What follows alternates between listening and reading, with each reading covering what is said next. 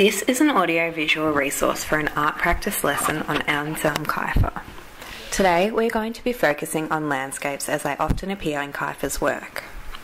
First, we are going to start by painting the surface.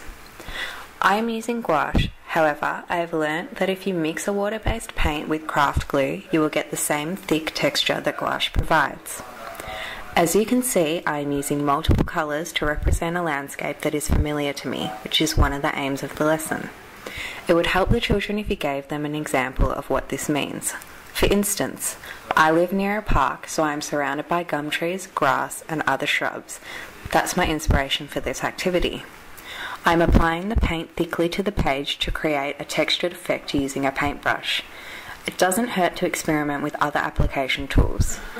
I also use a kitchen knife to apply the paint, and as you can see, it smooths the paint over the edge in some places, whereas if you use a different technique, it is quite forceful and sharp.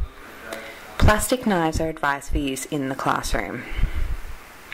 Once you are happy with the desired result, take your painting outside to cover it with dirt or sand. Children should already have watched the video of Kiefer explaining that he sometimes covers his work with dirt. The YouTube link is provided under the media tab of the website. Apply the dirt or sand deliberately and then shake off any excess. A sand pit would be an ideal place for this exercise. As you can see, the painting begins to look layered, which is a concept that is very prominent in Kiefer's work. Now we begin by layering the natural objects, and once again, because I live near a park, I have found some leaves and bark. Students should apply the craft glue to their objects and apply pressure so that it sticks.